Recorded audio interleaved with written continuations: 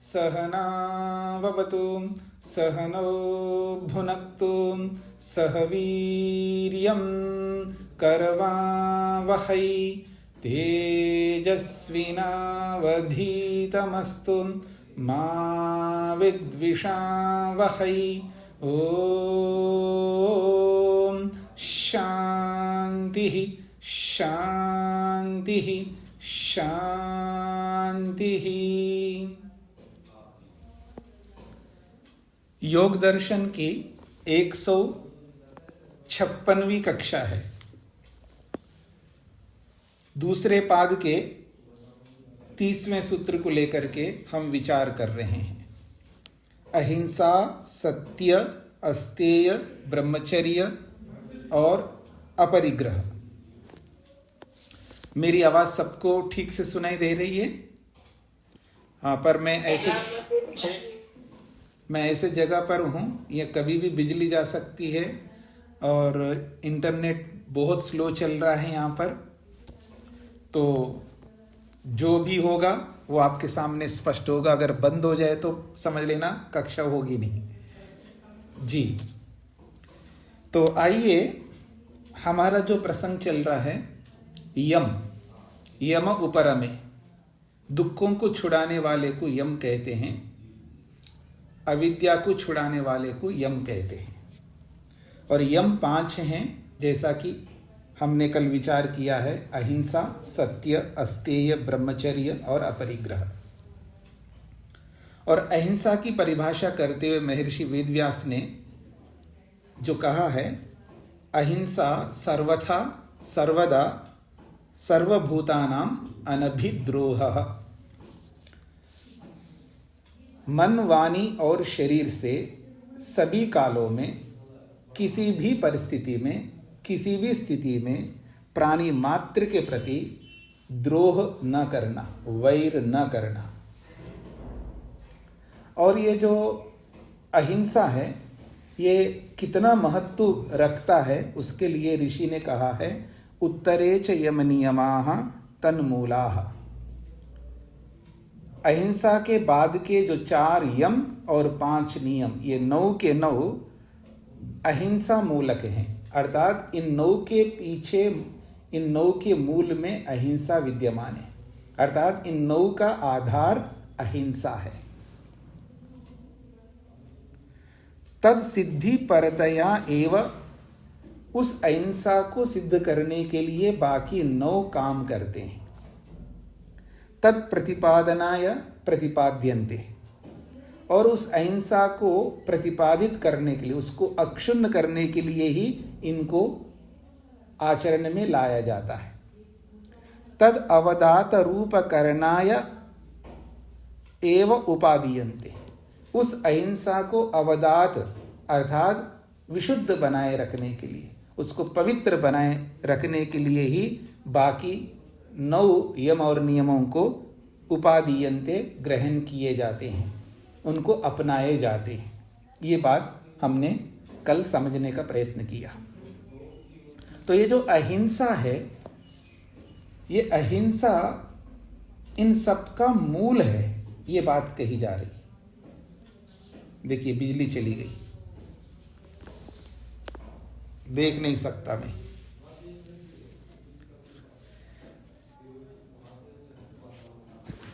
और लैपटॉप भी पुराना हो गया।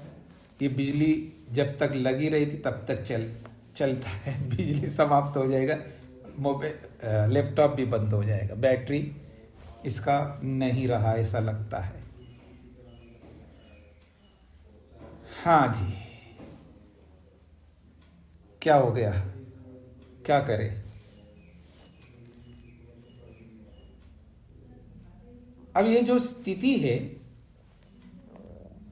अहिंसा की स्थिति, यदि मान लीजिएगा कोई व्यक्ति झूठ बोलता है, कोई भी निकट का व्यक्ति कोई भी झूठ बोलता है, असत्य बोलता है, पति बोलता है या पत्नी बोलती है या गुरु बोलता है या शिष्य बोलता है, कोई भी बोलते हैं, तो जिनके साथ असत्य बोला जाता है उनको अच्छा लगता है, बुरा लगता है? तो आप यही उत्तर देंगे, बुरा लगता है। क्या बुरा लगता है? उसे कष्ट होता है, पीड़ा होती है। और वो जो झूठ बोलने से उनको जो कष्ट होता है, पीड़ा होती है, जो बुरा लगता है, वो न्यायपूर्वक लगता है, अन्यायपूर्वक लगता है? तो आप क्या उत्तर देंगे? यही तो उत्तर देंगे ना, अन्यायपूर्वक। तो अन्यायपूर्वक किसी को दुख दिया जाता है, वो क्या है? हिंसा है। यानी सत्य न बोलना हिंसा है, ये समझने का प्रयत्न करना। मैं ये आपके सामने ये प्रस्तुत करना चाह रहा हूं। यदि कोई व्यक्ति, वो कितना ही निकट का हो या कितना ही दूर का हो, यदि वो असत्य बोलता है, उस असत्य से किसी को भी अच्छा नहीं लगेगा, किसी को भी अच्छा नहीं लगेगा। इसका मतलब वो जो अच्छा नहीं लग रहा है, वो न्यायपूर्वक अच्छा नहीं लग रहा है या अन्यायपूर्वक अच्छा नहीं लग रहा है? तो अन्यायपूर्वक ही अच्छा नहीं लग रहा है। तो अन्यायपूर्वक जो अच्छा नहीं लग रहा है, यही तो दुख है, यही तो कष्ट है, यही तो पीड़ा है। और अहिंसा का मतलब ये है कि अन्यायपूर्वक अगर किसी को दुख, कष्ट, पीड़ा दी जाती है, वही तो हिंसा है। तो असत्य बोल करके व्यक्ति कुछ नहीं करता, वो हिंसा करता है। ये इसका तात्पर्य है। अच्छा, मान लीजिएगा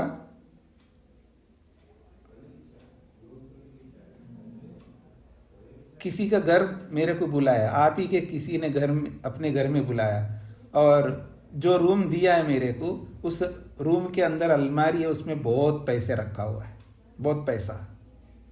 अब 2000 का तो नहीं बोलूँगा, 500 की गड्डियाँ रखा है, और मैं उसमें से अब इतना पूरा अलमारी में भरा हुआ है, और उसमें से 4-5 गड्डियाँ निकाल भी लूँगा, क्या फ़र्क पड़ेगा? ऐसा मान करके निकाल लिया मैंने, तो चोरी हो गई। और आपको पता लग गई बाबा जी रुके थे इसमें, इस कमरे में और कोई आए नहीं, और कम हो गए तो बाबा जी ने लिया होगा, और कौन लिया होगा? तो आपको अच्छा लगेगा, बुरा लगेगा? उससे कष्ट होगा नहीं? कम से कम हमसे पूछ लेते, मांग ही लेते तो हम दे देते कि ऐसे कैसे किया चोरी। तो चोरी करने से किसको अच्छा लगता है? जिसकी चोरी हुई है सबको प्रतिकूल लगेगा, और जिनको भी प्रतिकूल लगेगा, और वो प्रतिकूल लगना ही तो दुख है। प्रतिकूल वेदनीयम दुखम, अनुकूल वेदनीयम सुखम, आपने पहले सुना है मेरे से। जो प्रतिकूल अनुभव होता है वही तो दुख है, और जो अनुकूल अनुभव होता है वही तो सुख है। तो चोरी जिसके यहाँ से चोरी हुई है उसको प्रतिकूल ही लगेगा, उसको अच्छा नहीं लगेगा, उसको कष्ट होगा, उसको पीड़ा होगी। और वो जो कष्ट उसको हो रहा है, मालिक को जिसका पैसा गया है, उसको दुख हो रहा है, और वो दुख अन्यायपूर्वक दिया जा रहा है। इसका मतलब चोरी करना हिंसा है।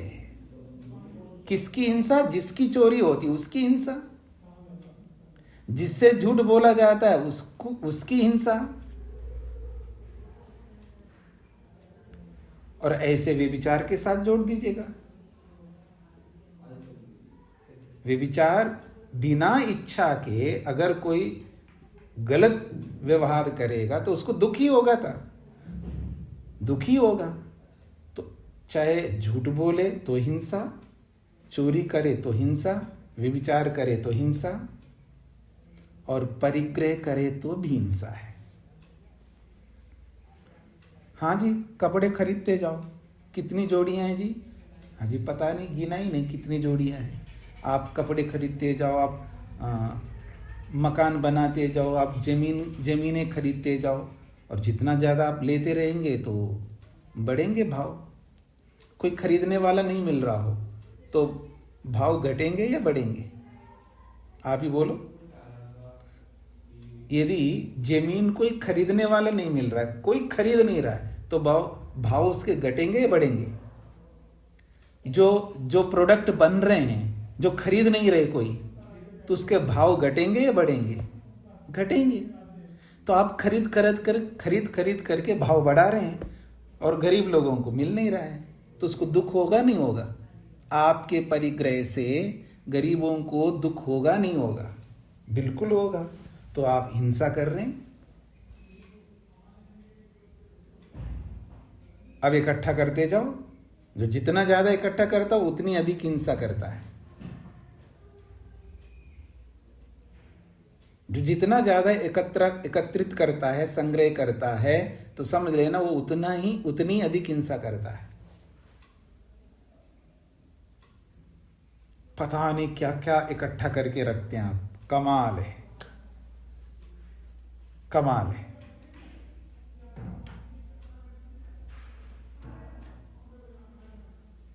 इतना इकट्ठा करता है व्यक्ति, उसके पीछे यही रहस्य है कि उसके कारण से हिंसा होती है। इसलिए तो अपरिग्रह का विधान किया। चाहे हम परिग्रह करे तो हिंसा, व्यभिचार करे तो हिंसा, चोरी करे तो हिंसा, झूठ बोले तो हिंसा, क्योंकि इन चारों में ही दुख होता है दूसरों को। अच्छा, ये बताइए कि मान लीजिएगा सर्दी है, जहां भी सर्दी ज्यादा पड़ रही है, मैं नहाऊं ही नहीं, स्नान ही ना करूं, 1 दिन निकल गए, 2 दिन निकल गए, 4, 5 सप्ताह, 10 दिन निकल, मैं नहा ही नहीं रहा हूं और कपड़े भी नहीं बदल रहा हूं, कोई इतर उत्तर नहीं लगा रहा हूं, कुछ नहीं लगा रहा हूं, और आपके बीच में बैठूंगा, बहुत अच्छा लगेगा ना आप लोगों को? बहुत अच्छा लगेगा आपको। 10 दिन हो रहे हैं, 15 दिन हो रहे हैं, ना नहाया ना कपड़े बदले, बस ऐसे ही हूं और आपके बीच में बैठ रहा हूं, आपको बहुत अच्छा लगेगा। आपको इतना अच्छा लगेगा कि आप कहेंगे ये कब उठ के जाएगा या हम कब उठ के चले जाएं, और दोबारा बुलाऊं, बैठो जी, आओ पास में बैठो, बातचीत करते हैं। आप बचेंगे, बातचीत करने के लिए नहीं आएंगे आप। क्यों? आपको दुर्गंध आ रही होगी। अशुद्धि से आपको दुख ही होगा, किसी को सुख नहीं होगा अशुद्धि से। इसका मतलब अशुद्ध रह करके व्यक्ति हिंसा करता है। ये शौच की बात कर रहा हूं, शौच और अशौच, यानी अशुद्धि से दूसरों को दुख होता है। ये तो बाहर की बताया, और मन में अशुद्धि हो जाए तो भी दूसरों को दुख होगा। अरे मन में अशुद्धि है, मन खराब हो रहा है, मन अपवित्र है, मन में कूड़ा करकट है, तो आपको क्यों दुख होगा? बल्कि ज्यादा दुख होगा आपको। चले देखते हैं, सोमनाथ जी बताएंगे कि अगर मेरा मन बहुत मलिन हो गया तो आपको कैसे दुख होगा, बताइए। ओम स्वामी जी नमस्ते। हाँ, आपका मन मलिन है, पता कैसे चलेगा हमको? मैं यही तो कह रहा हूं, मैंने तो प्रतिपादित ये किया है, मेरा मन बहुत मलिन हो गया, और मेरे मन के मलिन ज्यादा होने से आपको बहुत ज्यादा दुख मिलेगा। कैसे? यही तो मेरा प्रश्न है, उत्तर आपको देना है। अच्छा, कौन दे सकते हैं हाथ का? देखिए, हाथ ऐसा मत खड़ा करना, उत्तर आता है तो हाथ खड़ा करना है। अच्छा, बताइए, अलका जी बताएंगी। अलका जी बताइए। वाणी से और कर्म से। नहीं, मेरा मन बहुत मलिन हो गया तो उससे आपको कैसे दुख होगा, ये उदाहरण देना होगा आपको। जो जैसा मन होगा वैसा ही आदमी बोलेगा या एक्शन करेगा। तो वो तो एक्शन तो जैसा मन होगा वैसे ही करेगा, लेकिन आपको क्या दुख होगा? मेरा मन मलिन है अंदर से, आपको क्या दुख होगा?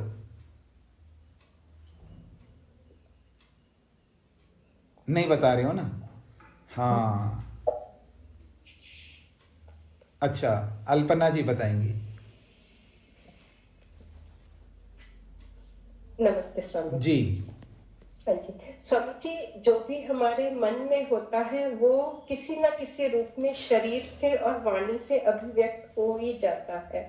तो अगर मन मलिन होगा तो शरीर से या वाणी से दोष करेंगे और उससे फिर सामने वाले को दुख होगा। नहीं, अलका जी ने भी यही बताया, आप भी वही बता रहे हैं। उदाहरण दीजिएगा आप, बता दोनों ठीक से बता रहे हैं, लेकिन मेरे को उदाहरण चाहिए।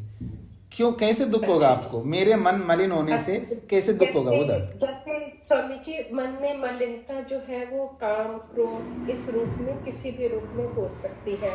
तो हम अगर क्रोध का जैसे इसमें उदाहरण लेते हैं कि अगर मन में क्रोध है तो वो वाणी से भी अभिव्यक्त होगा और शरीर से भी अभिव्यक्त होगा, तो उससे हिंसा हो जाएगी। बिल्कुल यही बताना। मैं गुस्सा करूंगा आप पर, अगर मान लीजिए किसी ने भी माइक ऑन कर दिया, फिर मेरा मन वैसे मलिन हो रखा है, मैं हाँ जी सोमनाथ जी माइक बंद करिएगा, इस थोड़ा ए सोमनाथ जी माइक क्यों नहीं बंद करते, ऐसा गुस्सा करूंगा मैं। कुछ समझ में आया आप लोगों को? अभी गुस्सा नहीं किया मैंने, मन्यु किया है, याद रखना। मतलब मैं गुस्सा करूंगा, पता नहीं क्या क्या बोलूंगा, क्योंकि मन तो मलिन है। तो मन मलिन होने के कारण से ये जो अशुद्धि मन के अंदर आ गई है, तो मैं दुख देना प्रारंभ करूंगा आपको, गुस्सा करके, ईर्ष्या करके, झगड़ा करके, मार करके, पता नहीं क्या क्या कर दूंगा। तो ये जो मन मलिन हो रहा है, अशुद्धि है, तो अशुद्धि मन में है तो भी दूसरों को दुख दूंगा। और वाणी में अशुद्धि है तो फिर तो पूछो ही मत। और शरीर में अशुद्धि है तो आप बैठ ही नहीं सकते मेरे साथ। तो शौच का पालन ना करने से दूसरों को दुख मिलता है, ये स्पष्ट हो रहा है ना आप सबको? शौच, संतोष, अगर मैं संतोष का पालन नहीं करूंगा तो भी आपको दुख दूंगा। ये समझ में आ रहा है आप लोगों को? यदि मैं संतोष का पालन नहीं करूंगा तो आपको दुख दूंगा। आप मेरे लिए कुछ भी करो तो भी मेरे को संतुष्टि होगी नहीं, क्योंकि संतोष का पालन तो करूंगा नहीं। क्या किया डॉक्टर विष्णु जी मेरे लिए? कुछ नहीं किया। कैसे आदमी है ये? कुछ ना कुछ बोलता जाऊंगा मैं, क्योंकि मन तो संतुष्ट नहीं है। आप कितना ही अच्छा करो, अधिक से अधिक मेरे लिए करो, फिर एक्सपेक्टेशंस और बढ़ेंगे मेरे, क्योंकि मन तो संतुष्ट रहेगा ही नहीं। असंतोष से दुख ही दूंगा दूसरों को। अच्छा, तपस्या नहीं करूं, तप नहीं करूं तो भी दुख दूंगा आपको। आपने अपने घर में बुलाया, मेरे लिए जो जो आप कर सकते हैं सारी व्यवस्थाएं की, फिर भी मैं तो अतपस्वी हूं ना। अतपस्वी रहेगा तो उसको साधन ज्यादा चाहिए। आप जितने भी साधन दोगे उसी में कमी निकालूंगा। ये नहीं है, देखो ये नहीं लाया, आप वो नहीं लाया। तो क्योंकि तपस्या तो कर नहीं सकता आदमी, तो जब तपस्या नहीं करेगा तो दूसरों को दुख ही देगा वो। स्पष्ट हो रहा है आप लोगों को? और स्वाध्याय जब नहीं करेगा, स्वाध्याय नहीं करेगा तो मैं आपकी खोपड़ी खाऊंगा, मतलब आपको परेशान करता रहूंगा। समझ तो है ही नहीं मेरे पास में। जब समझ नहीं, स्वाध्याय करूंगा तो समझ आएगा, जानकारी मिलेगी, इंफॉर्मेशन मिलेगा। और स्वाध्याय तो करूंगा नहीं, इंफॉर्मेशन नहीं है, जानकारी नहीं है, तो परेशानी करता रहूंगा आपको। बात बात पर परेशान करूंगा, हर चीज पूछूंगा, हर बार छोटी सी बात भी आपको पूछ करके आपको कष्ट ही पहुंचा दूंगा। और जब ईश्वर प्रणिधान नहीं करूंगा तो ईश्वर प्रणिधान नहीं होगा, ईश्वर में विश्वास नहीं होगा, तो जिस आदमी को ईश्वर के प्रति आस्था नहीं है तो आपके प्रति क्या आस्था होगा? आप कुछ भी करो तो नुक्स निकालूंगा आप में से। तो ये यम और नियम, किसी भी विभाग का पालन अगर नहीं होता है, उसके बदले में दूसरों को दुख देना निश्चित है। ये हो नहीं सकता कि आप दूसरों को कष्ट ना दें। ये समझने वाली बातें हैं। चाहे आप परिग्रह देखिए, परिग्रह से कितना दुनिया में सबसे ज्यादा दुख परिग्रह से देता है। जो जितना ज्यादा साधन इकट्ठा करता है वो दूसरों को उतना ही दुख देता है। वो तो ये समझ रहा होता है कि मैं योग्य हूँ, मैं मेहनत करता हूँ, पुरुषार्थ करता हूँ, प्राप्त करता हूँ, इसलिए मेरा अधिकार है सारे साधनों को इकट्ठा रख करना। जब साधन अधिक इकट्ठा करता है तो दूसरों को दुख ही दुख देगा। जितना ज़्यादा साधन उतना अधिक दुख। परिग्रह में सबसे ज़्यादा दुख देता है व्यक्ति दूसरों को। इसलिए ये नियम बनाया है कि कम से कम साधन। तो फिर इतना मेहनत करके इतना प्राप्त क्यों करूं?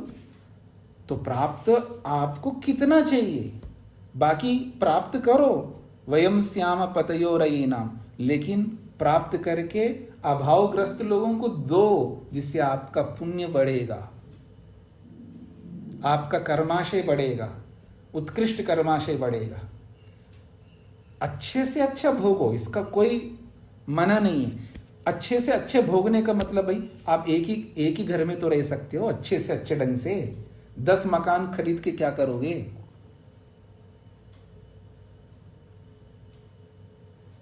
आपको जो अच्छे से अच्छे, आप बहुत मेहनत करके बहुत अच्छे ढंग से रहो, इसमें कोई दोहराई नहीं है। इसका ये मतलब नहीं है जिसकी आवश्यकता नहीं उसका भी संग्रह उसके लिए जिसका हम यूज कर सकते हैं, प्रयोग कर सकते हैं अपने लिए।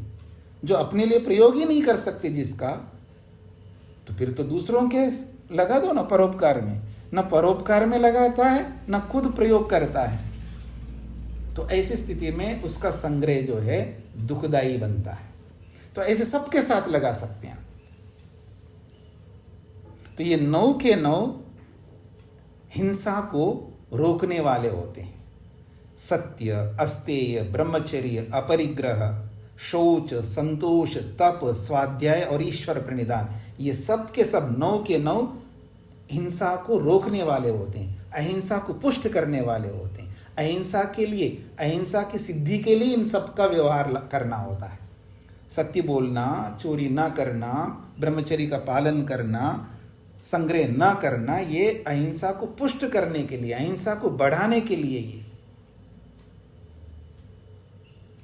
इसलिए महर्षि वेदव्यास कहना चाह रहे हैं, महर्षि पतंजलि कहना चाह रहे हैं, इन सब में 10 में से अहिंसा प्रमुख है, मुख्य है।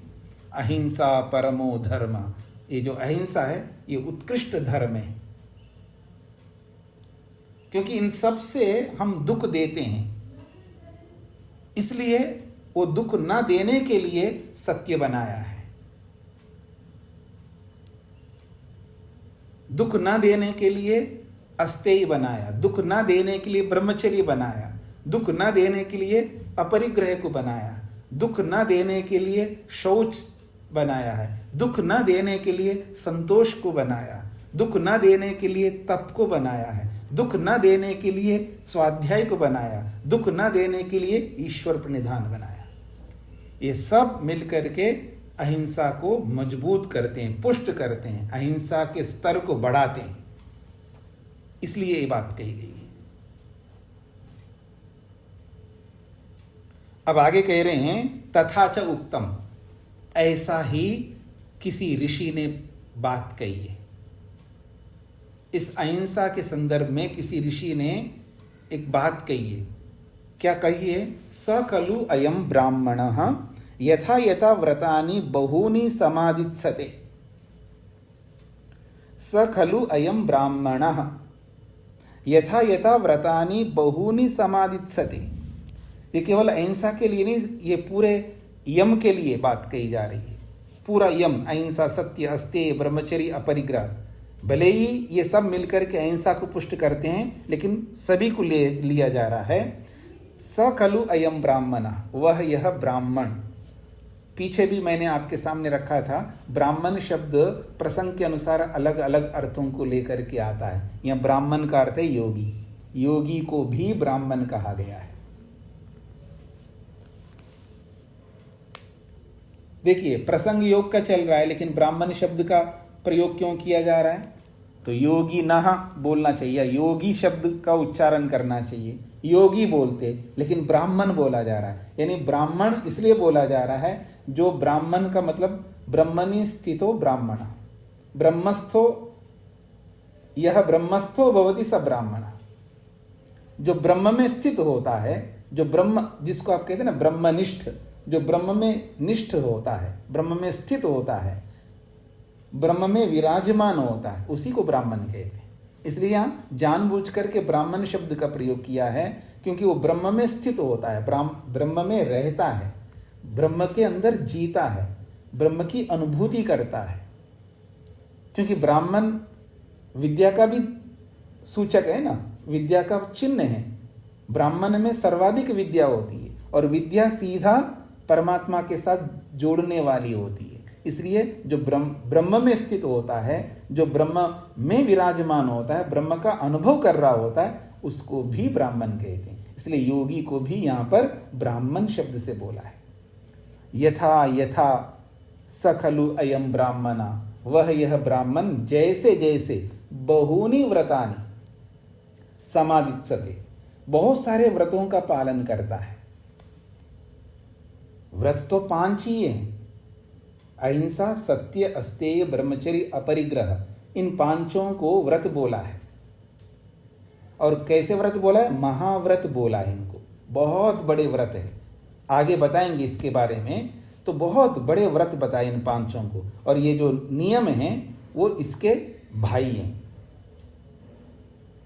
शौच, संतोष, तप, स्वाध्याय, ईश्वर प्रणिधान, वो भी व्रत हैं, लेकिन मुख्य व्रत 5 ये हैं, इसलिए इनको महाव्रत बोला है। तो ये सबको ले ले, यम को भी ले रहे हैं और नियम को ले रहे हैं। इन 10 व्रतों को अगर जो पालन करता है, इसलिए कहा बहूनि व्रतानि, बहुत सारे व्रतों को जो व्यक्ति समादित्सते, अपने जीवन में उतारता है, तथा तथा उसी रूप में, जिस प्रतिशत में, जिस रूप में इन व्रतों को अपने जीवन में उतारता है। देखिएगा, आप मेरी ओर देखेंगे क्या होता है। देखो जी, मेरे में इतना सामर्थ्य नहीं, मैं पूरी दुनिया के साथ सत्य बोल सकता, लेकिन मैं ये संकल्प लेता हूँ, मैं अपनी पत्नी के साथ सत्य बोलूँगा। पति व्रत ले रहा है, ये पत्नी भी व्रत ले रहे हैं, मैं अपने पति के साथ सत्य बोलूँगी। थोड़ा और आगे बढ़ेंगे तो मैं अपने बच्चों के साथ में हम लोग सत्य बोलेंगे, माता पिता बोल रहे हैं। और थोड़ा आगे बढ़ेंगे, सास ससुर के साथ भी मैं सत्य बोलूँगी, बहू कह रही है। फिर और आगे बढ़ेंगे तो देवर, देवरानी, जेठ, जेठानी, इनके साथ, पूरा जो फैमिली है उन सब के साथ सत्य बोले। तो धीरे धीरे आदमी बढ़ता है, एकदम अचानक एक्सीडेंटली ऐसे ही सबके साथ व्यक्ति नहीं कर पाता है।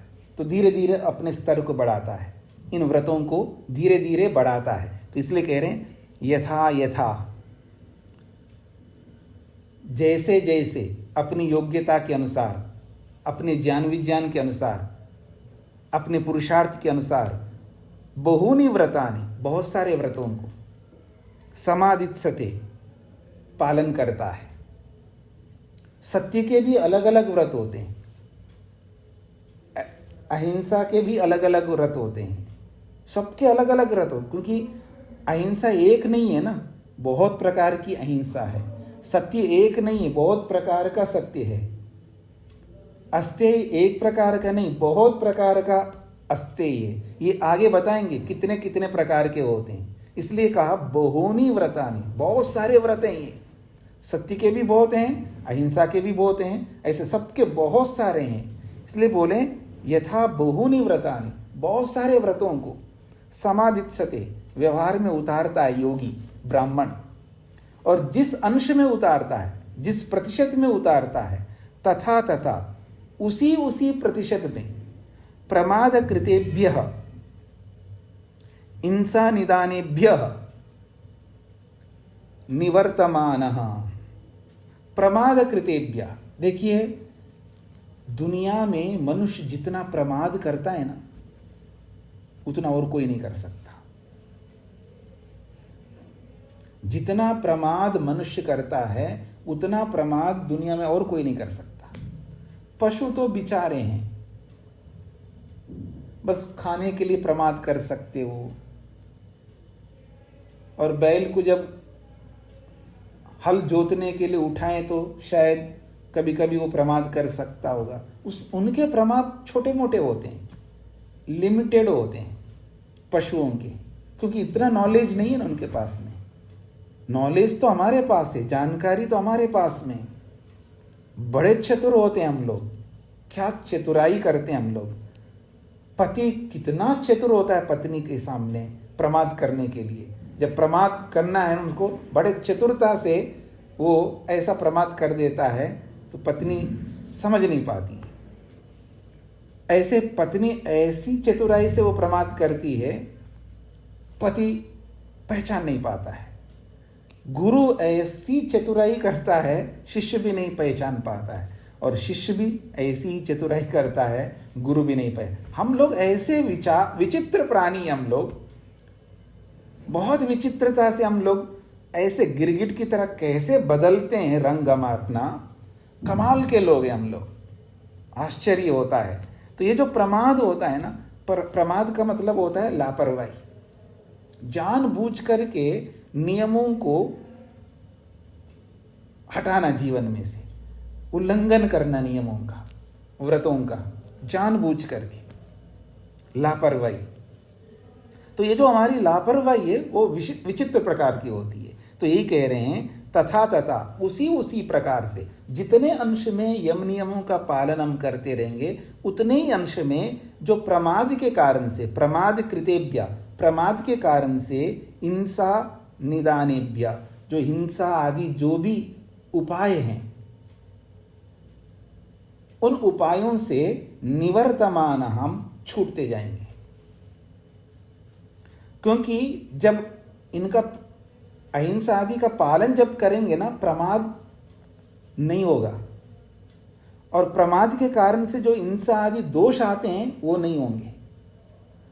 जब यम नियम का पालन कम होने लगेगा तो प्रमाद बढ़ता जाएगा और हिंसा आदि दोष भी बढ़ते जाएंगे। तो यहां कहा जा रहा है, जिस जिस अंश में इन व्रतों का पालन करेंगे, उतने उतने अंश में प्रमाद आदि से आने वाले जो हिंसा आदि दोष हैं वो भी निवर्तमाना, हटते जाएंगे।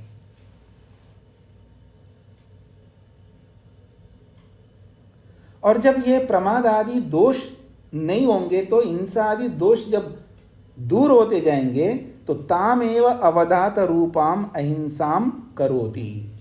और जब प्रमाद आदि घटते जाएंगे तो हमारा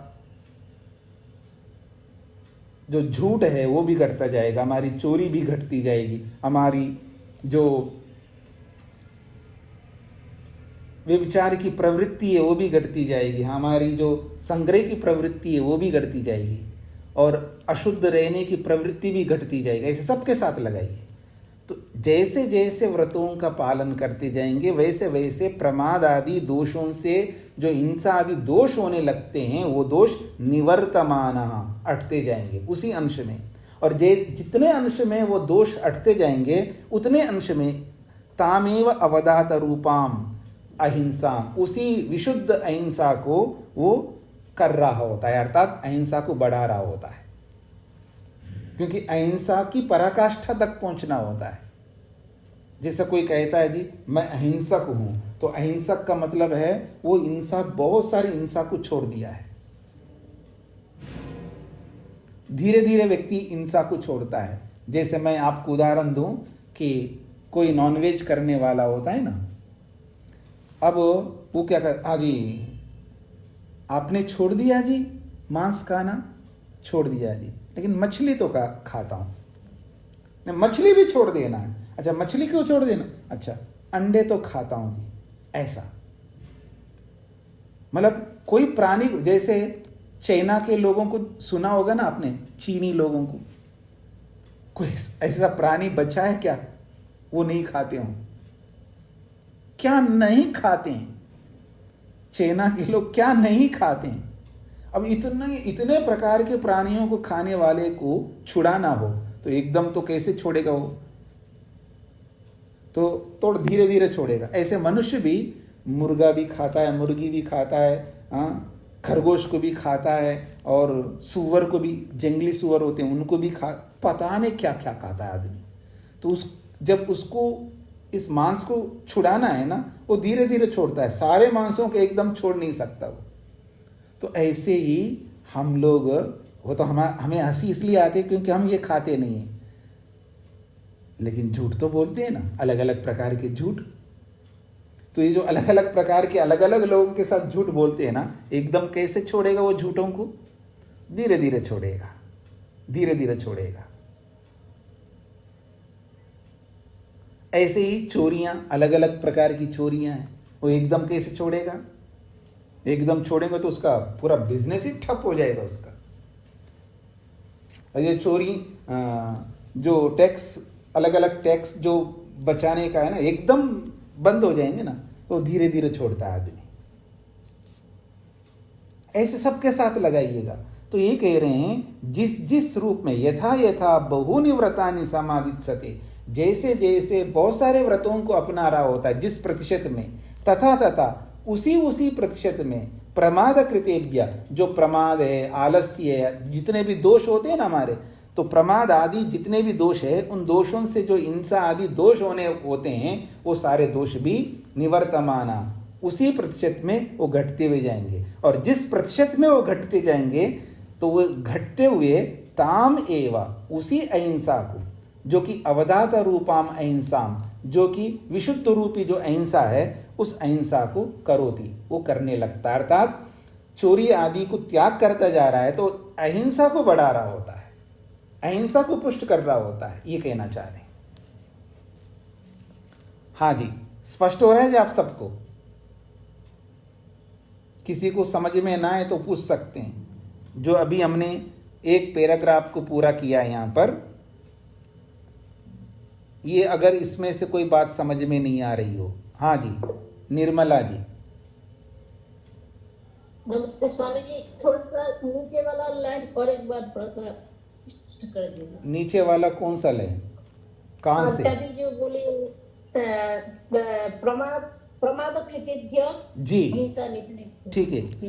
प्रमाद कृतेभ्य हिंसा निदानेभ्य, जो प्रमाद कृत का मतलब प्रमाद से होने वाले, जो प्रमाद से हिंसा भी करता है व्यक्ति, प्रमाद से चोरी भी करता है, प्रमाद से असत्य भी बोलता है, प्रमाद से सारे दोष करने लगता है। तो प्रमाद से होने वाले जो हिंसा आदि जितने भी दोष है, उन दोषों से निवर्तमानः, वो हटता जाता है। तो प्रमाद कृतेभ्य हिंसा निदानेभ्य, प्रमाद से होने वाले हिंसा आदि दोषों से निवर्तमाना, हटता हुआ, ताम एवा, ताम ये स्त्रीलिंग में है ना, हिंसा स्त्रीलिंग में है, तो इंसाम, ताम का मतलब इंसाम, उस हिंसा को, कैसी हिंसा? अवधात रूपाम अहिंसाम, जो कि शुद्ध होने वाली अहिंसा, शुद्ध स्वरूप वाली अहिंसा को वो करोति, करने लगता है। यानी इन दोषों से छूटता जाता है, तो दोषों से छूटना ही अहिंसा को करना है, ये बात कही गई। हाँ जी निर्मला जी, स्पष्ट हो गया? जी स्वामी जी, नमस्ते। हाँ जी, अनिल जी को क्या कहना है? ओम स्वामी जी। स्वामी जी, मुझे ब्रह्मचर्य के बारे में थोड़ा सा स्पष्ट जानना था। क्या ब्रह्मचर्य वीर्य निग्रही के अलावा कुछ और भी विस्तार है या यहीं तक सीमित है? हाँ जी, ब्रह्मचर्य का अर्थ वैसे तो वीर्य, रज और वीर्य का निग्रही को ही ब्रह्मचर्य कहते हैं। इससे आगे और कुछ नहीं है? हाँ, मतलब अभी इसकी परिभाषा करेंगे ना, ब्रह्मचर्य की परिभाषा इसी सूत्र में करेंगे, उससे भी आपको स्पष्ट हो जाएगा। जी जी, धन्यवाद। हाँ जी, मोहनलाल जी।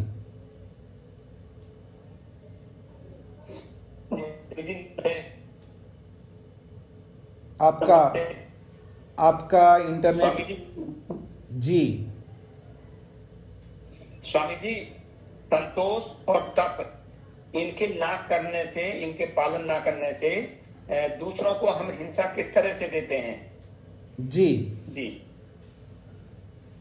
जब संतोष किसको कहते हैं ये समझ में आ जाए तो आपको समाधान मिल जाएगा। संतोष उसको कहते हैं जो हमारी योग्यता के अनुसार, हमारे ज्ञान विज्ञान के अनुसार, हमारे पुरुषार्थ के अनुसार, हमारे सामर्थ्य के अनुसार हमें जो कुछ मिलता है उसमें खुश रहना होता है। और उसमें हम खुश नहीं रहते हैं, जब खुश नहीं रहेंगे तो दूसरे के ऊपर जो है हम दुख देना प्रारंभ करते हैं। चाहे वो माता हो, पिता हो, गुरु हो, आचार्य हो, या कोई भी हो, हमारे जिनके निकट, जिनके संग में रह करके हम उनसे संतुष्ट नहीं हो रहे हैं, खुश नहीं हो रहे हैं, तो उनको दुख देना प्रारंभ करते हैं। अगर मान लीजिए माँ ने बहुत कुछ मेहनत करके हमको अच्छा खाना बना करके दिया है, क्या बना दिया, बेकार, ये तो अच्छा नहीं लग रहा है, और उनको हम दुख देना प्रारंभ करते हैं, संतुष्टि नहीं। कितना ही अच्छा बना करके माँ दें तो उनको संतुष्टि नहीं मिलती है, क्योंकि उनकी जीवा जो है ना बाहर के खाने में लगी हुई है। तो इसलिए वो माँ जितनी भी अच्छा बना दें तो भी उसको संतुष्टि नहीं मिलती है, क्योंकि उसको बाहर का चस्का मिल गया, बाहर का जो है फ्लेवर मिल गए, तो फिर वो उसमें जाना चाहिए। इसलिए माँ को दुख देने लगता है, क्या बनाया, बेकार बनाते हो, इसलिए मेरे को खाना नहीं है यहाँ पर, मैं तो बाहर ही जाके खाऊंगा। तो दुख दे रहा है ना व्यक्ति, माँ को, पिता को, या केवल खाने के बारे में बता रहा हूँ। ऐसे ही और दुनिया भर के कामों में हम खुश नहीं होते हैं। कितना ही हमारे लिए कोई करता है तो हमें संतुष्टि नहीं मिलती है, संतोष नहीं मिलता। जब संतोष नहीं मिलता है तो हम दूसरों को दुख देने लगे। और तप में भी ऐसा है। तप में जो है, जो भी साधन, उपलब्ध साधन है, उन उपलब्ध साधनों में साधन ना होने पर भी हमें उसको सहन करना चाहिए। हम सहन नहीं करते हैं, तुरंत शिकायत करने लगते हैं, और जब पूरा नहीं होता है तो दूसरों को दुख देने लगते हैं। मन से देते हैं, वाणी से भी देते हैं। समझ में आ गए मोहनलाल जी? हाँ जी, नरेंद्र जी। स्वामी जी ओम। हाँ जी। स्वामी जी, भाष्य में दूसरी पंक्ति में जो शब्द आया उत्तरे, इसका क्या अर्थ लेंगे? बाद वाले, अहिंसा के बाद वाले जो विभाग हैं उनके लिए बोला जा रहा है। जी धन्यवाद। प्रहलाद जी। नमस्ते गुरुजी। जी। ये योग का आपने जो धातु बताया वो थोड़ा दोबारा स्पष्ट करें। ये कौन से धातु से दूर रखता है? यम, यम उपरमे, ऐसा है। यम तो धातु है और उपरम उसका अर्थ है। जी, यमने उपरम। धन्यवाद। हाँ जी, हाँ जी। अनिल जी को क्या और कहना है? स्वामी जी, ब्रह्मचर्य से ही संबंधित था, थोड़ा सा मैं संकोचवश नहीं उसको पूछ पाया। अभी आगे थोड़ा रुक जाइए, अभी उसकी परिभाषा आएगा तब उस पर चर्चा करेंगे, तब पूछ लीजिएगा। जी धन्यवाद, धन्यवाद। तो अब हम आगे बढ़ते हैं जी। सत्य का प्रसंग आ रहा है। अहिंसा को स्पष्ट किया, अब सत्य पर आ रहे हैं। सत्य किसे कहते हैं? सत्य की परिभाषा की जा रही है। सत्यम यथा अर्थे वांग मनसे। सत्य को परिभाषित कर रहे हैं। यथा अर्थे, जैसा वो अर्थ होता है। यथा अर्थे, अर्थ का मतलब वस्तु, पदार्थ। यथा अर्थे, जैसी वस्तु होती है, जिस रूप में पदार्थ होता है, वैसा ही वांग मन से, वाणी और मन में होना चाहिए। जैसी वस्तु है उस वस्तु के स्वरूप को वैसा ही मन में समझना है और वैसा ही वाणी से बोलना है। इसको कहते हैं वांग मनसे। वांग का मतलब वाणी और मनसे का मनस का मतलब मन, क्योंकि वांग एक है और मनस दो है, तो दोनों के लिए द्वितीय विभक्ति में वांग मनसे, ये द्वितीय विभक्ति है।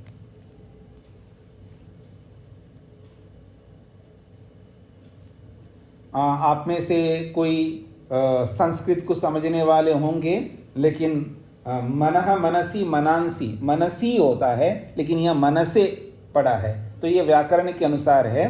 पाणिनीय व्याकरण में स्पेशल इसको अलग सूत्र बना करके उसमें अच प्रत्यय आदि करके इसमें निपातन किया गया है। क्योंकि मनस शब्द है सकारांत, तो मन का जब रूप बना चलाते हैं तो मनः मनसी मनांसी, मना मनसी मनांसी ऐसा होता है। तो द्विवचन में मनसी होना चाहिए, लेकिन यहाँ मनसे आया है। तो ये व्याकरण के अनुसार ये बदल दिया है। ये व्याकरण को जानने वाले समझ सकते हैं। तो वांग मनसे, ये दो चीज़ें हैं, वाणी और मन। तो जैसा पदार्थ होता है, यथा अर्थे, जैसा पदार्थ होता है वैसा ही मन में होना चाहिए और वैसा ही वाणी में होना चाहिए, उसको सत्य कहते हैं। इसको और खोल करके समझा रहे हैं इसी बात को, यथा अर्थे वांग मनसे को खोला है। यथा दृष्टम, यथा दृष्टम, यथा अनुमितम, यथा श्रुतम, तथा वांग मनश्चेति। कहते हैं यथा दृष्टम, जैसा आपने देखा है आंखों से, जैसा आपने आंखों से देखा है, अर्थात जैसा आपने प्रत्यक्ष किया है, अथवा यूं कहूं जैसा आपने पांचों इंद्रियों से प्रत्यक्ष किया, क्योंकि प्रत्यक्ष पांचों इंद्रियों से होता है, याद रखना। जैसा आपने प्रत्यक्ष किया है पांचों इंद्रियों से, यदि आपने प्रत्यक्ष नहीं किया है तो कह रहे हैं यथा अनुमितम, जैसा आपने अनुमान किया है। फिर कहा यथाश्रुतम, जैसा आपने सुना है। सुना का मतलब यहां पर शब्द प्रमाण की ओर संकेत है, याद रखना। यथा दृष्टम, ये प्रत्यक्ष प्रमाण की ओर संकेत है, और प्रत्यक्ष प्रमाण 5 प्रकार का होता है। आंखों से भी प्रत्यक्ष होता है, और कानों से भी शब्द का प्रत्यक्ष होता है, और जिह्वा से भी रस का प्रत्यक्ष होता है, और त्वचा से स्पर्श का प्रत्यक्ष होता है, और नाक से गंध का प्रत्यक्ष होता है। ये 5 प्रकार का प्रत्यक्ष है। तो यथा दृष्टम से 5 प्रकार के प्रत्यक्ष को बोला जा रहा है। मान लीजिए आपने प्रत्यक्ष तो नहीं किया है पांचों इंद्रियों से, लेकिन अनुमान जरूर किया है, तो इसलिए कहा यथा अनुमितम, जैसा भी आपने अनुमान किया है। मान लीजिएगा आपने अनुमान भी नहीं किया है तो कहा यथाश्रुतम, जैसा आपने सुना है। सुना का मतलब यहां पर शब्द प्रमाण, जैसा आपने गुरुजनों से सुना है, जैसे आपने टीवी आदि के माध्यम से सुना है, जैसे आप इंटरनेट के माध्यम से सुना है, इलेक्ट्रॉनिक मीडिया से, प्रिंट मीडिया से, जैसा भी, प्रिंट हो, इलेक्ट्रॉनिक हो या पुस्तकों से हो, जैसा भी आपने पढ़ा है, सुना है, ये शब्द प्रमाण की ओर से संकेत है। तो 3 प्रमाणों की ओर संकेत किया है, यथा दृष्टम, यथा अनुमितम, यथा श्रुतम। जैसा ही आपने अनुभव किया, चाहे प्रत्यक्ष से किया है, अनुमान से किया है, ये शब्द प्रमाण से किया है, तथा वैसा ही वाणी में आना चाहिए, और वैसा ही मना, वैसा ही मन में होना चाहिए, उसको सत्य कहते हैं। सुना तो कुछ है और बताया कुछ और है। मेरी ओर देखेंगे? हाँ जी, डॉक्टर विष्णु जी ने पूछा है, रोगी उनके पास आया है जिसको सांप ने काटा है, ठीक है जी, और सांप ने काटा है, तो अब लोगों को तो पता नहीं है कितने प्रकार के प्राणी होते हैं, मतलब यूं कहूं कितने प्रकार के सांप होते हैं। दुनिया भर के सांप है, पता नहीं कितने वेराइटी के हैं, लेकिन आयुर्वेदकार ने कहा बहुत कम सांपों में विष होता है, सब में नहीं होता है। बहुत कम होता है जिसमें विष होता है। जो विष तो सब में अपने अपने ढंग का होता है, लेकिन उनसे कुछ होना जोना नहीं है, कुछ नहीं होता है। लेकिन जो स्पेशल जिसको आप बोलते हो काला नाग, ऐसा जो होता है, जो जहरीले बहुत ज़्यादा, आपने सुन, बहुत कम सांप होते हैं जिसका जहर जो है आदमी को मारते हैं, बाकी ऐसा कुछ नहीं होता है। लेकिन सांप ने काटा ऐसा सुन करके ही आदमी दिमाग का पारा बढ़ जाता है, टेंशन बढ़ जाता है, बीपी बढ़ जाता है, और उस टेंशन के बढ़ने से, बीपी के बढ़ने से आदमी मर जाता है। मरते बहुत ज़्यादा लोग हैं डर के वजह से। लेकिन सांप तो कोई कोई होता है जिसमें जहरीला विष होता है जो मारता है, बाकी ऐसे कोई सांप के काटने से यूं डरना नहीं चाहिए आदमी को। इलाज कर लो, जल्दी से जल्दी कर लो, कोई आपत्ति नहीं, लेकिन डरना बिल्कुल नहीं। तो मान लीजिए सांप ने काटा है, तो डॉक्टर साहब ने पूछा, डॉक्टर विष्णु जी ने, भाई कौन सा सांप ने कहा? बहुत बड़ा सांप। कितना बड़ा था? और वो था इतना सा, एक हाथ जितना, इतना, दोनों हाथ लंबा करता, इतना बड़ा सांप था। कितना मोटा था? वो था इतना मोटा, लेकिन वो तो इतना मोटा था। तो यथा दृष्टम, जैसा देखा वैसा वाणी से नहीं बोल रहा है। समझ रहे हैं आप लोग? आप लोग एक कहावत बोलते हैं ना, तिल का ताड़ बना रहा है ये आदमी, बोलते हो ना आप? तिल का ताड़ बना रहा है, होता कुछ है, बोलता बहुत कुछ है। तो कितना झूठ बोलता है आदमी, पूछो मत।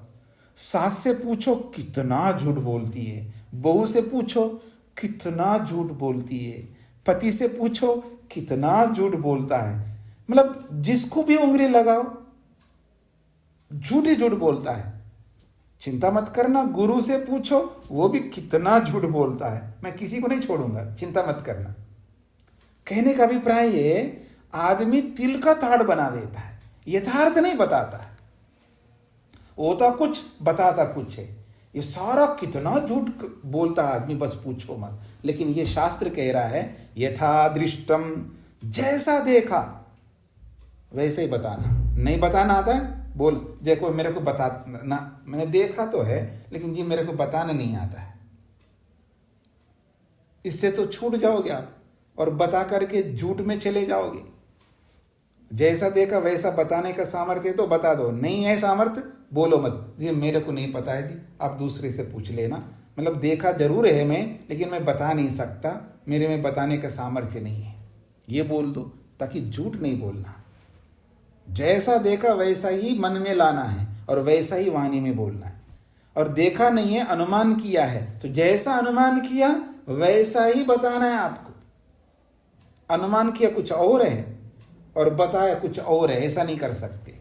और जैसा शास्त्रों से, गुरुजनों से या टीवी से या किसी से भी शब्द प्रमाण के माध्यम से आपने जानकारी प्राप्त किया, जैसी जानकारी प्राप्त की है वैसा ही बताना है, उसके विपरीत नहीं बता सकते, बड़ा चढ़ा करके नहीं बता सकते, तिल का ताड़ नहीं बना सकते। उसी प्रतिशत में बताना होगा जिस प्रतिशत में आपको जानकारी मिली है। इसको कहते हैं सत्य। हाँ, अब ध्यान रखिएगा, सभी ध्यान रखना है, यथार्थ बताना है, यथार्थ मन में रखना है। तो कहा यथा दृष्टम, जैसा देखा है, यथा अनुमितम, जैसा अनुमान किया है, यथा श्रुतम, जैसा सुना है, तथा वैसा ही वांग मनश्च, वैसा ही मन में रखना है और वैसा ही वाणी में बोलना है। इसी को सत्य कहते हैं। अब इसी सत्य के बारे में और भी बहुत कुछ बताएंगे, वो कल का मतलब मैं आगे बताऊंगा आपको, कल तो अवकाश रहेगा। तो आइए, किसी कोई बात अब तक जो क्लास हुई आज की, किसी कुछ पूछना हो उसमें पूछ सकते हैं। हाँ जी, रूप जी।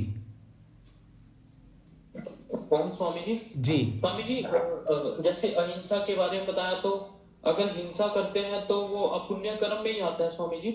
आप बताएंगे, जब हिंसा करते तो क्या उसको पुण्य कर्म में ले जाना चाहते हो क्या हिंसा को? अपुण्य में ही आता है स्वामी जी। एक बार मैं ये पूछना चाह रहा था कि जैसे इसमें योग में बताया था कि मादक द्रव्यों का सेवन नहीं करना चाहिए, तो जैसे चाय को भी मादक द्रव्य में रखा गया था, तो फिर वो जैसे चाय पीते हैं वो भी अपुण्य कर्म में आता है? हाँ, मतलब आप अब चाय पिएंगे तो आप किसी भी के घर में जाओगे तो आपको चाय पूछेगा, उसको दुख होगा, चाय बनाना पड़ेगा आपके लिए। और चाय नहीं पिए तो उसको कोई दुख नहीं होगा ना, उसको चाय बनाना नहीं पड़ेगा। नहीं स्वामी जी, फिर वो ऐसा पीना अपुण्य कर्म में ही आता है क्या स्वामी जी? ये स्पष्ट करना चाह रहा था। नहीं, आप उसको क्यों मेरे से कहलवाना चाहते हैं कि ये पुण्य कर्म में आएगा, आप चाय पियो, ऐसा थोड़ा कहना चाहूँ। मादक ऐसा है, मादक द्रव्य का प्रयोग जो हम करते हैं, मान लीजिएगा चाय अगर पीता है कोई व्यक्ति, तो नहीं मिलने पर उसको दुख नहीं होना चाहिए। मान लीजिएगा अगर आप चाय पीते, लेकिन अगर नहीं मिल रहा है आपको चाय, तो आप परेशान नहीं हो, आप मांगो नहीं, कुछ नहीं, तो ऐसा हो नहीं सकता, ऐसा हो नहीं सकता। क्योंकि जो लत पड़ती है ना किसी भी चीज की, वो हानिकारक होती है। मैं ये नहीं कहना चाह रहा हूं कि चाय पीना ही नहीं चाहिए, अगर नहीं पीना है तो भगवान ने बनाया है क्यों? बनाया तो पीने के लिए, लेकिन किस में? रोग होने पर पीने के लिए, रूटीन में पीने के लिए नहीं है।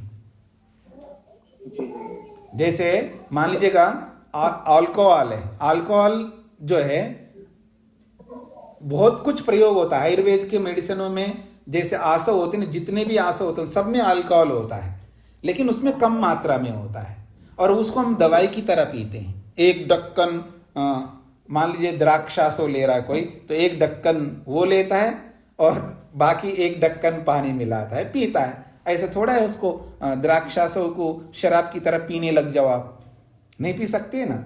औषधि के रूप में प्रयोग होता है। इसका मतलब ये है कि मादक द्रव्य लेना चाहिए औषधि के रूप में, लेकिन ऐसे ही चाय भी औषधि के रूप में लेना, कॉफी भी औषधि के रूप में लेना, लेकिन कोई भी पीने वाला औषधि के रूप में नहीं पीता है, इसलिए हम मना करते हैं।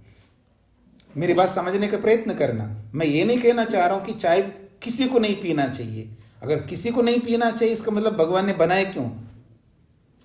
वो अगर औषधि के रूप में पीना चाहिए, लेकिन वो कब? जब डॉक्टर विष्णु जी जैसे लोग बोले हाँ जी आपको यहाँ चाय पी लेना ये रोग में, अगर मान लीजिएगा कोई ऐसा हो तो वो अगर वो बताएं आपने पी लिया, अब वो रोग हट गया तो पीना बंद कर दिया। ऐसा अगर हो तो आप चाय पी लीजिएगा, मेरे कोई आपत्ति नहीं है। फिर कोई रोग नहीं है, आपने पी करके आपने उसको एडिक्शन बना लिया, लत पड़ गई है, फिर उसको पीते हैं, तो फिर तो ऐसा नहीं पीना चाहिए। चाहे चाय हो या कॉफी हो। जी धन्यवाद स्वामी। और कोई प्रश्न किसी को? हाँ जी सोमनाथ जी।